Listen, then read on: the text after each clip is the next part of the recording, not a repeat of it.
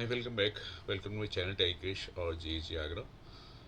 So in the Python tutorial, I discussed continue function in my last video.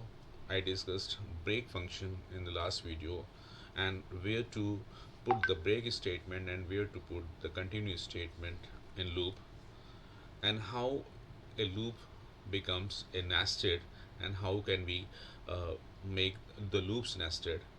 So this I discussed in my last video.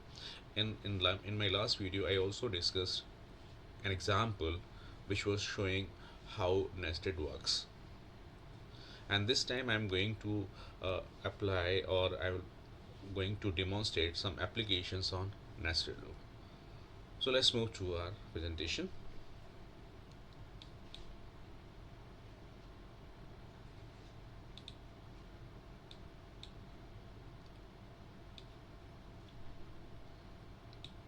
So some problems on nested loop. Let's start. There are some applications which I am going to discuss. So first application is to input 10 integers and find the sum of the digits of each integer.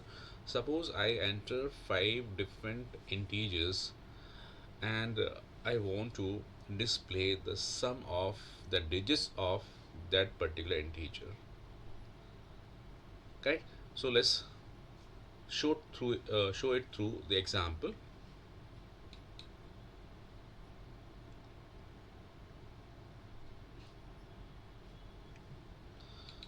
Let's move to a collab, Google Collaboratory.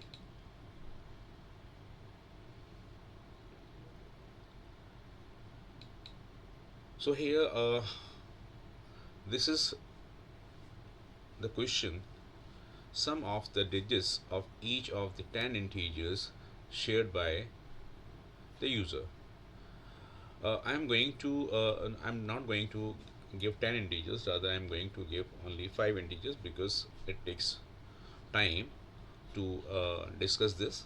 So I will take only 5 integers and I'll demonstrate how to calculate the sum of the digits of the particular integer which I give to the program.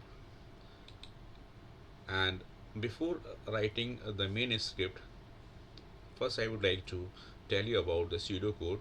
So the pseudocode says repeat steps A to E 5 times, and this is the outer loop.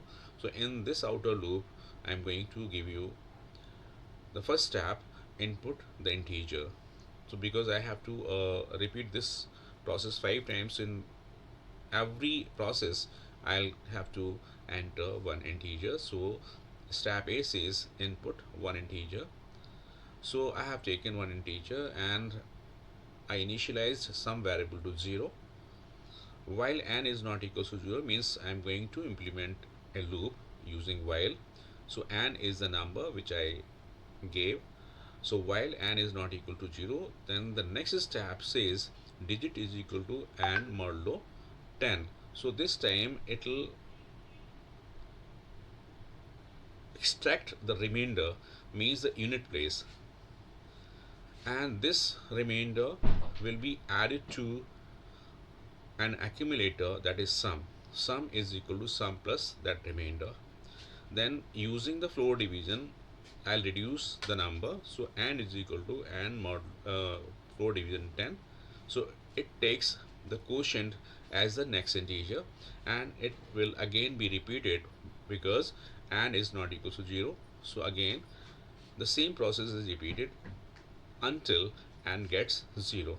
So 1 n is reduced to 0.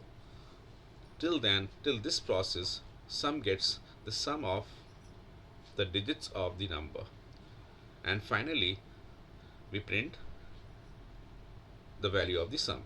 Okay, after discussing this pseudocode, I'm going to give you the script of this program.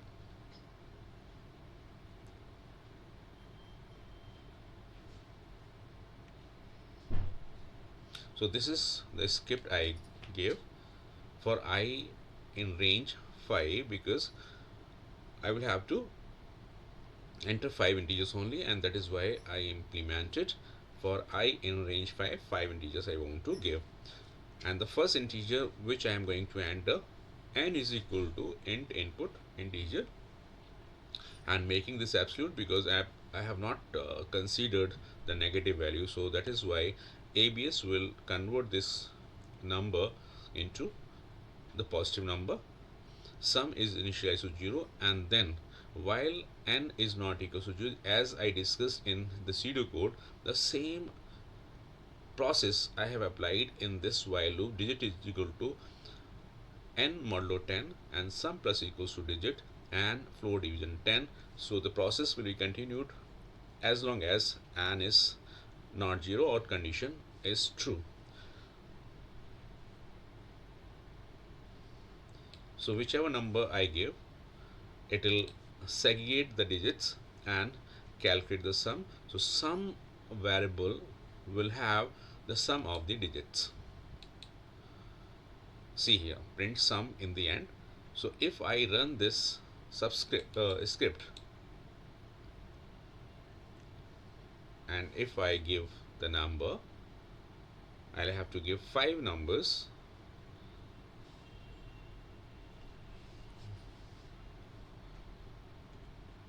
Suppose I give the first number 432, so this is 4 plus 3 7, 7 plus 2 9, so it will give you 9. Similarly, if I give another number 475, this will give you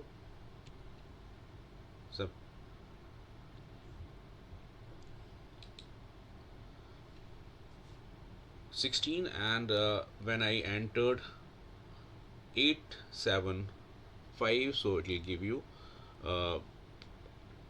23.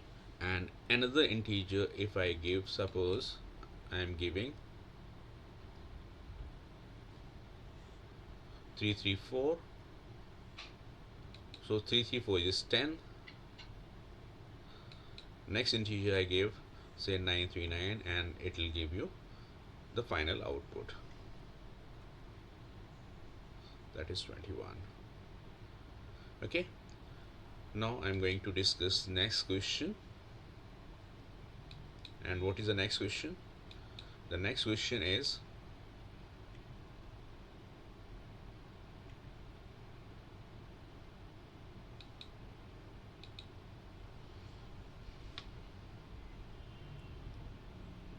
to input 10 integers and find the number of prime integers entered.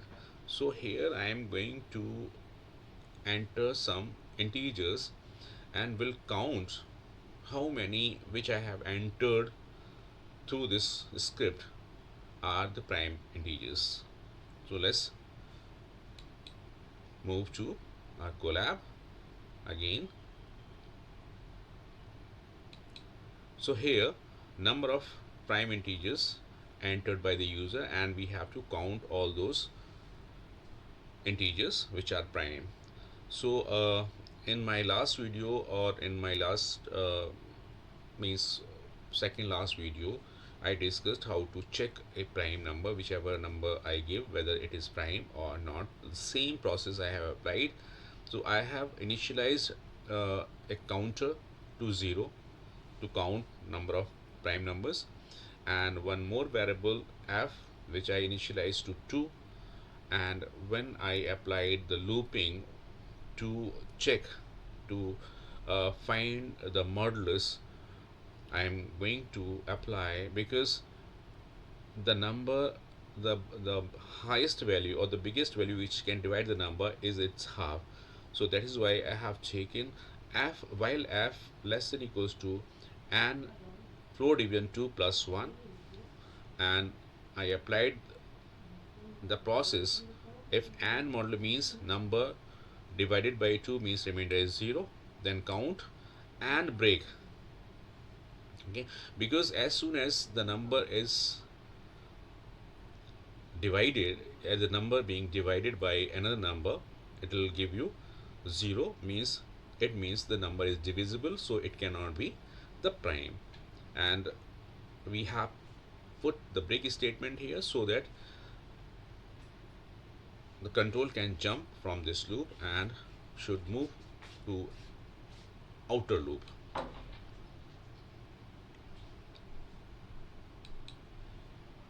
And finally, on F step, I checked whether counter the count value is 0, means there's no I mean prime number.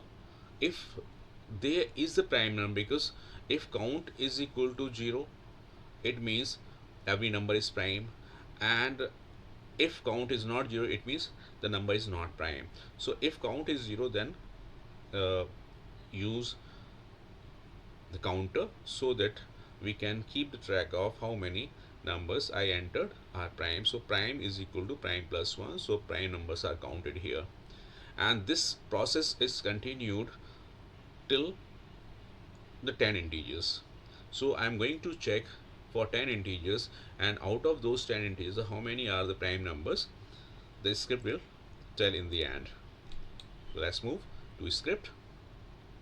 The same script I have applied just as I discussed in pseudocode. So prime is set to 0, and for I in range 10 means I am going to take 10 integers, and every integer I'm taking as the positive integer. And for before checking the integer as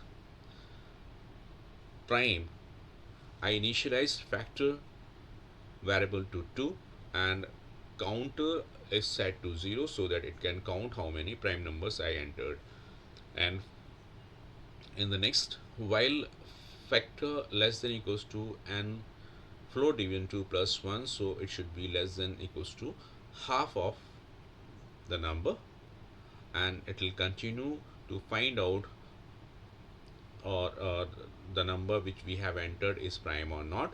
So as soon as it comes to the factor plus equals to 1, or if this is not the prime, it will be divided by factor, so that it will show count, the value of count is increased, and it will show this is not the prime number. So here if you look at, if count is 0 means the number was not divided by any other integer, so it remains a prime number.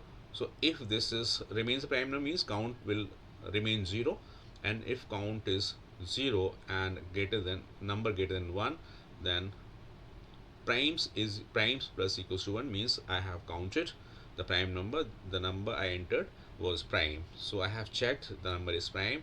And finally in the end, out of out of the loop, means the first loop is for I in this, and the second loop is while. So this loop is nested in this for.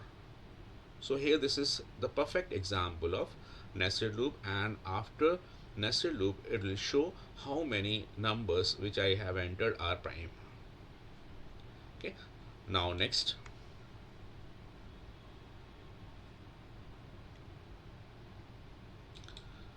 so enter the numbers.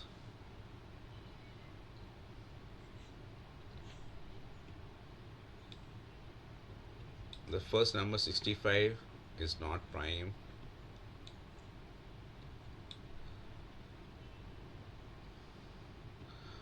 So whichever number I give, it will keep a track how many numbers are the prime numbers I'm giving here.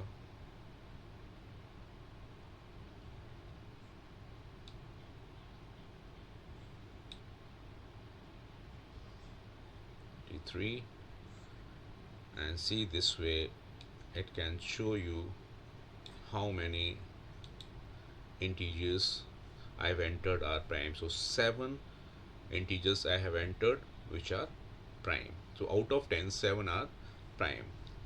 Now we are moving towards to the next problem.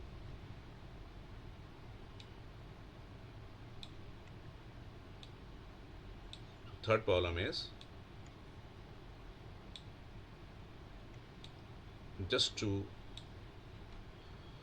create a pattern.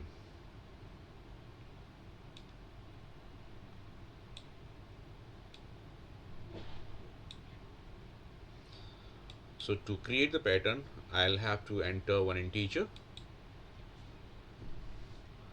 and suppose I enter 5. So step 2 will start for k varying from 1 to n.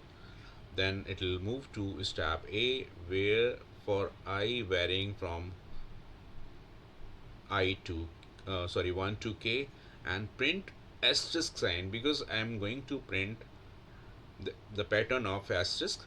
And once the asterisk is printed, I have applied and. The and manipulator will keep the cursor in the same line so that the next asterisk will also be printed in the same line. So once the I loop is finished, as soon as I loop gets ended or finished, it will come to step B, where only empty line will be printed. Means after end there will be the blank line, and the control will come to the next line. Now I'm going to show you the script also. So the script is, this is a script,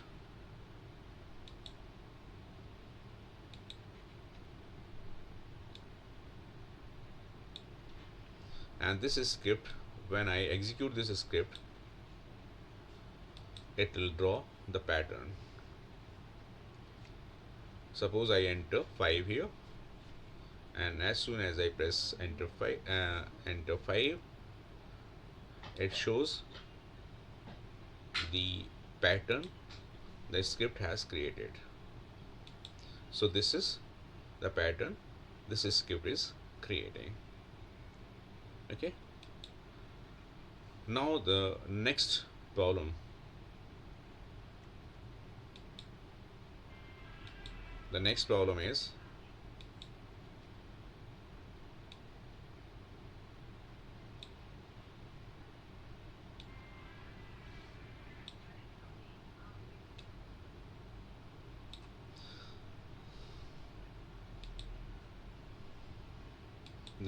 to input an integer, say n, and display first n lines of the following pattern. So 1 1 2 1 in the middle of the screen, 1 2 3 2 1, and 1 2 3 4 3 2 1.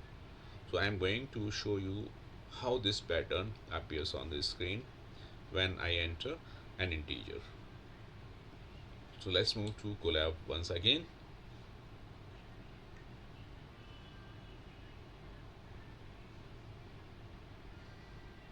So see here, again n lines of given pattern. So no data is given, and this is a process how we can create this pattern. So the pseudocode is here. Input an integer, say n, for k varying from 1 to n, print space for n minus k columns, and after a step I'll continue for I varying from 1 to k. Then after the space, it print asterisk. I mean, it should not print asterisk, it should print, you know, it should print k. It should print k. Then the next line,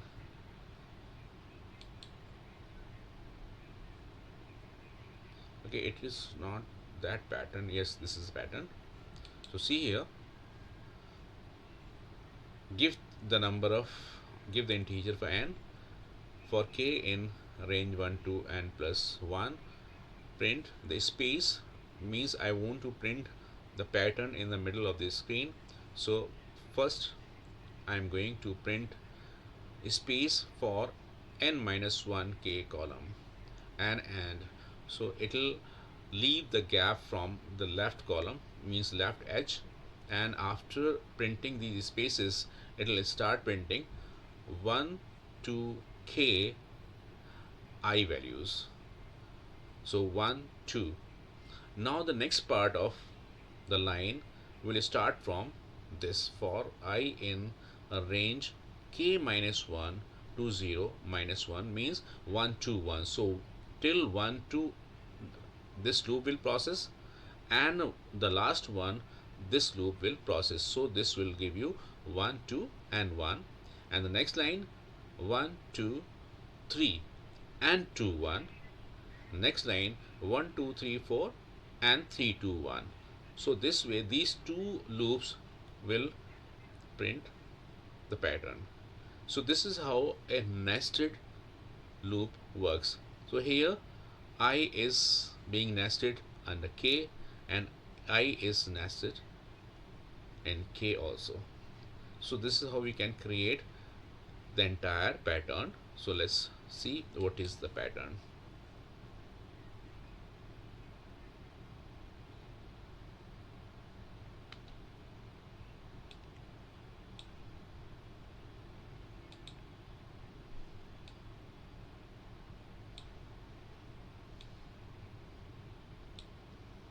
So the pattern is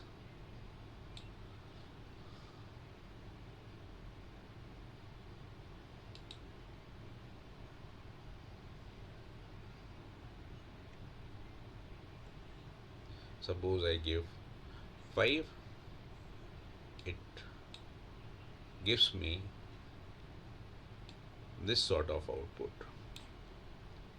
So first I loop, this is for the k loop, it is leaving the blanks in this format, and the first I loop will print 1 2, means first half 1 2, and the second I loop will print the last half, so 1. So 1 2 3, and the second half will print 2 1, 1 2 3 4, the second half will print 3 2 1. The next is 1 2 3 4 5, and the second half will print 4 3 2 1. So this way we can draw this pattern of using nested loop. Hope you understood the concept of nesting loop. So we'll discuss more on nested loop and apply some more scenarios in my next video.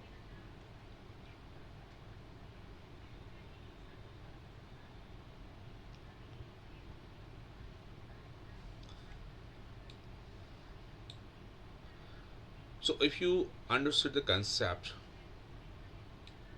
of nested looping, kindly share with your friends and